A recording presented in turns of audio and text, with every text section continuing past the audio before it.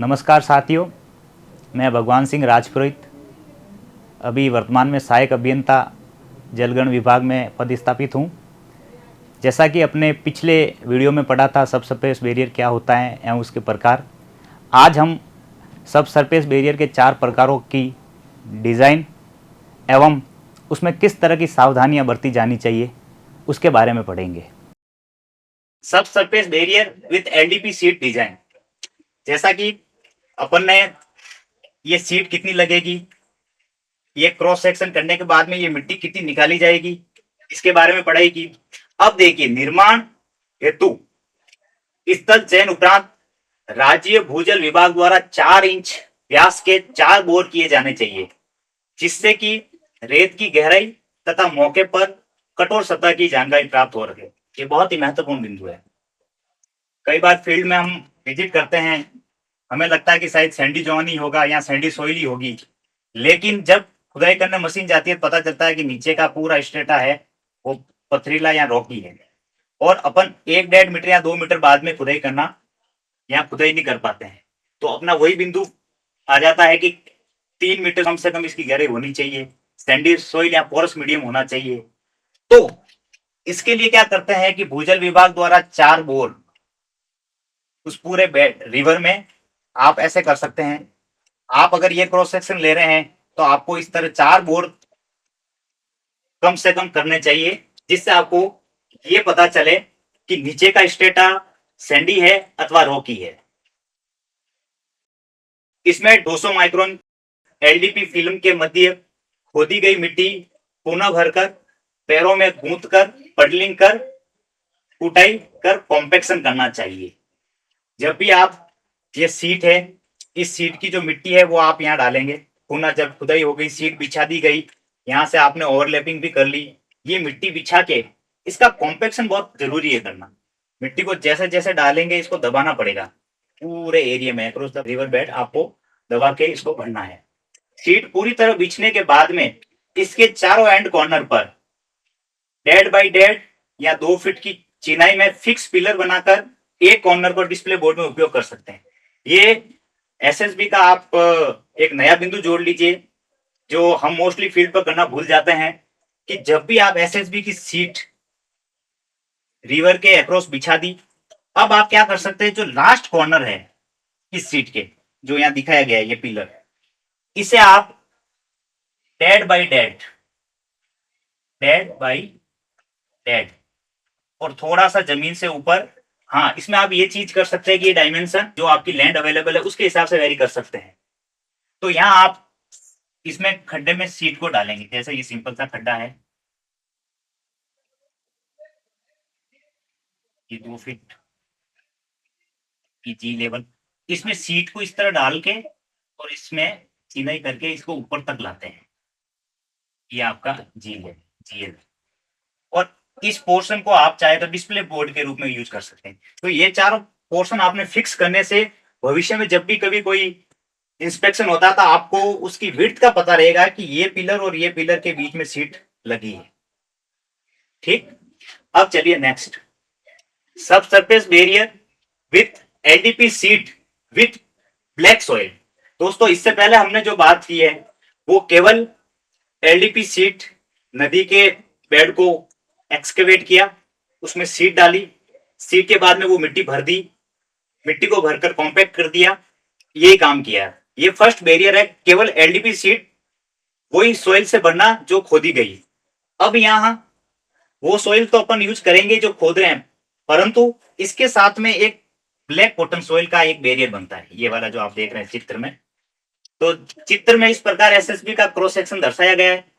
Hard surface की depth तक दर्शाए क्रॉस सेक्शन अनुसार अक्रॉस द रिवर चैनल में खोदी जानी चाहिए।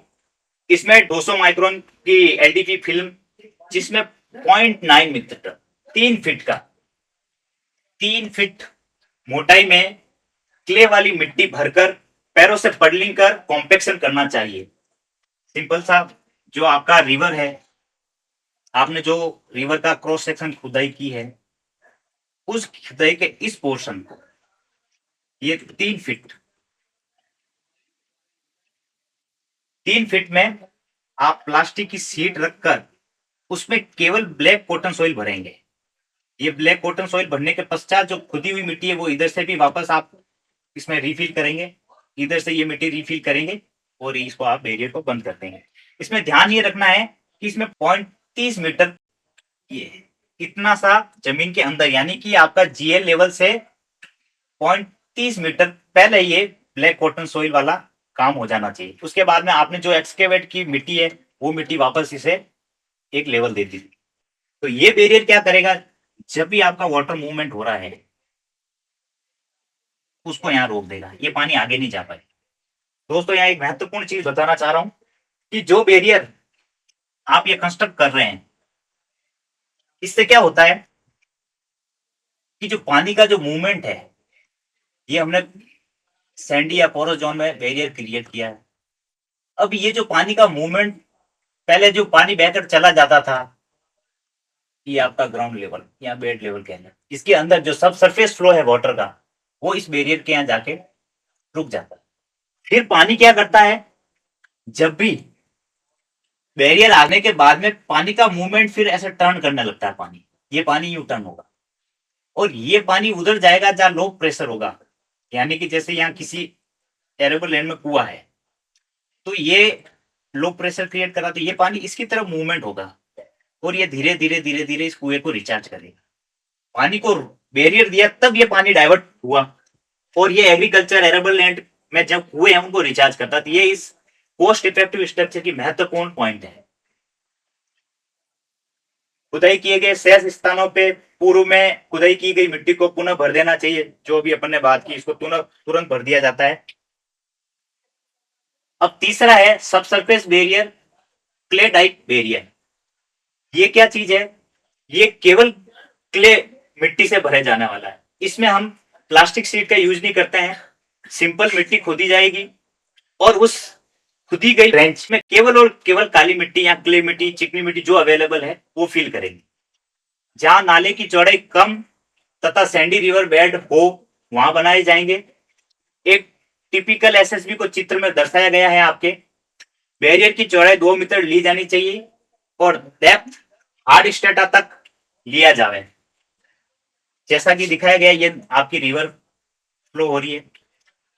आप इस रिवर में ये जो है इसकी जो विड्थ है 2 मीटर तक खोदेंगे।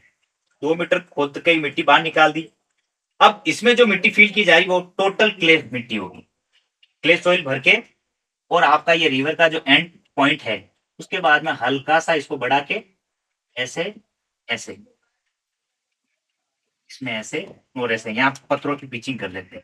हो सकता है ये एरेबल लैंड हो सकता है ये भी एरेबल लैंड हो, यहाँ पत्थरों से पिचिंग कर देते हैं। तो आपका जो पानी का मूवमेंट है वो यहाँ रुकेगा, वापस वही पानी ऐसे मूवमेंट डाइवर्ट करेगा। पानी डाइवर्ट होने के बाद में जहां पे भी कुआ होगा इंटरनल फ्लो करके इंटरनली मूवमेंट करते करते इस कुएं को रिचार्ज करेगा। तो ये सबसे बैरियर की एक महत्वपूर्ण पॉइंट रहा है। फिर बाद में काली चिकनी मिट्टी पडलिंग कर कुटाई कर कॉम्पेक्शन करना चाहिए।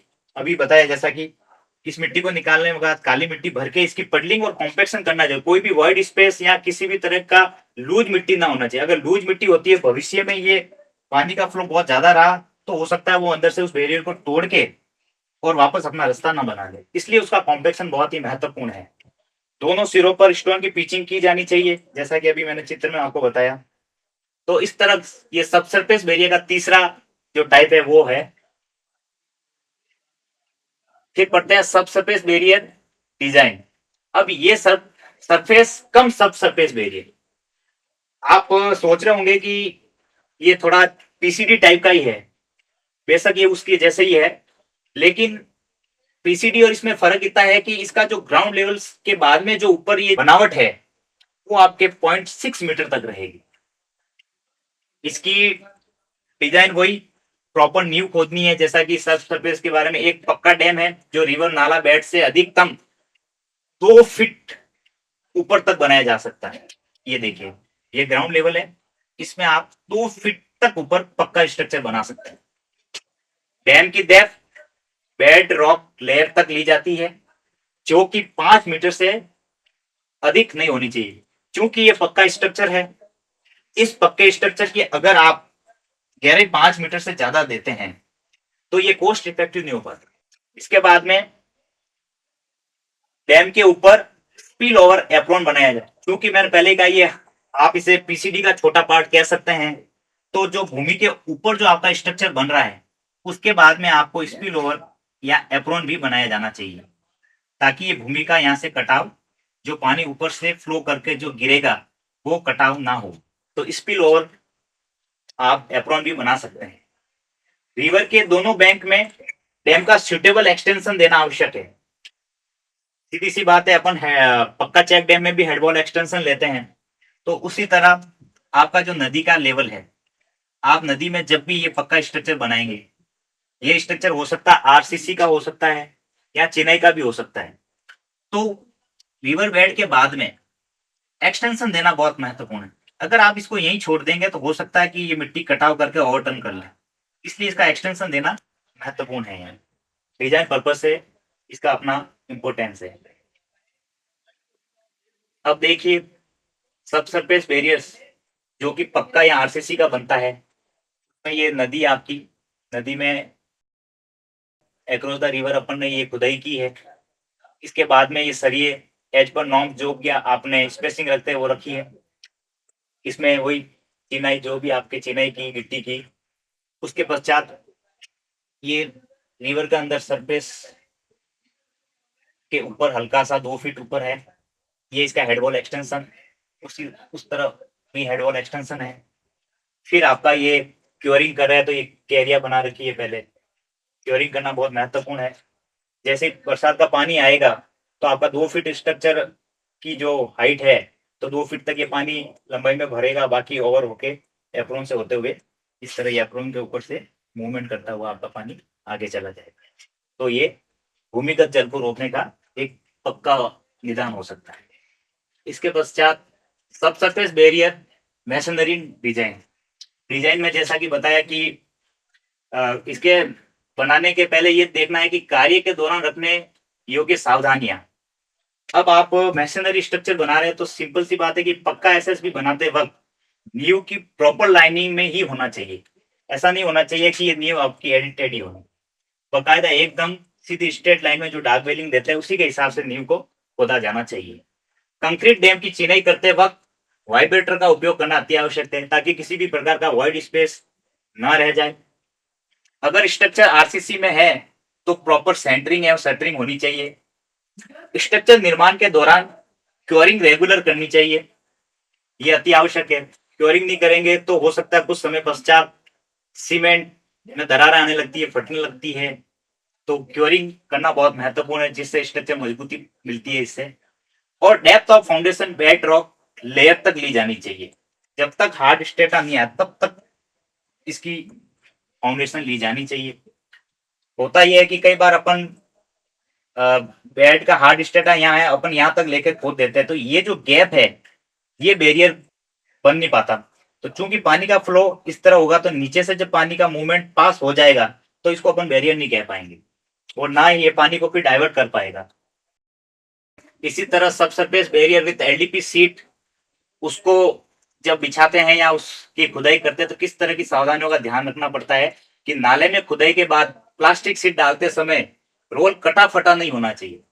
कई बार देखते हैं कि रोल को मार्केट से लाते साइड पर पहुंचाते पहुंचाते उसको इधर उधर फेंकते, कई बार कट लग जाते हैं और वो कटिंग वाला रोल ही वहां बिछा दिया जाता है, जिससे कई बार ऐसा देखा गया कि जो स्लांट में जो रोल बिछाया जाता है वो अगर कटा फटा आया तो पानी जैसे ही मूवमेंट करेगा, फोर्स लगेगा, वो पूरा बैरियर पर तोड़ देगा। तो इसलिए कटा फटा रोल होना नहीं चाहिए। रोल को पूरा एवं प्रॉपर बिछाना चाहिए। ओवरलैपिंग प्रॉपर रखनी चाहिए inside the bed and slant side. जब भी आप रोल को बिछाएं प्रॉपर वे में, जैसा कि बताया 15 सेंटीमीटर एक्स्ट्रा छोड़ के यहाँ से रोल को गिरा के यहाँ पे भी 15 सेंटीमीटर एक्स्ट्रा रख के रोल को गिराते हुए यहाँ से यहाँ, और ये रोल जहाँ खत्म हो रहा है 10% ओवरलैपिंग, ये और इधर वाले में 10% की ओवरलैपिंग होनी चाहिए। नहीं तो फिर बीच में गैप रहेगा, वापस वही बैरियर कंस्ट्रक्ट नहीं हो पाएगा अपना। मिट्टी रिफिल करते समय बड़े कंकर पत्थर को हटाकर ही मिट्टी फील करें ताकि सीट डैमेज ना हो। कई बार देखते हैं कि जो मिट्टी खुदाई की गई, रोल भी बिछा दिया, लेकिन बड़े बड़े जो पत्थर हैं, जेसीबी फॉकलैंड जब भी काम करती है, उठाया और डाल देते हैं। जब वो बड़ा पत्थर उस रोल पे या फिल्म पे गिरता है तो फिल्म फट जाती है, कट जाती है, जिससे वापस वही बैरियर नहीं बन पाएगा, तो वो फिर वेस्टफुल एक्सपेंडिचर में चला जाएगा। इसी तरह सीट बिछने के बाद सीट के दोनों साइड के कॉर्नर पर 15 सेंटीमीटर बाहर रखने चाहिए। आपको पहले इस डिजाइन में बताया कि जैसे ही आपकी सीट है 15-15 सेंटीमीटर एक्स्ट्रा रखने ही चाहिए। उसके बाद में आप पिलर बना सकते हैं, जो कि अपन पढ़ चुके हैं उस डिजाइन में, और उस पिलर को आप डिस्प्ले बोर्ड के रूप में भी उपयोग में ले सकते हैं। तो ये सावधानियां रखी जानी चाहिए एलईपी सीट बिछाते समय। तो साथियों, इस तरह हमने अब तक ये जाना कि सब सरफेस बैरियर 4 प्रकार के हैं एवं उनकी डिज़ाइन किस प्रकार की जाती है। साथ ही सब सरफेस बैरियर बनाते वक्त किन किन बातों का ध्यान रखा जाता है, उनके बारे में आज हमने चर्चा की है। और अधिक जानकारी के लिए आप जलगण विभाग की ऑफिशियल वेबसाइट पर जाकर डिटेल जान सकते हैं। धन्यवाद।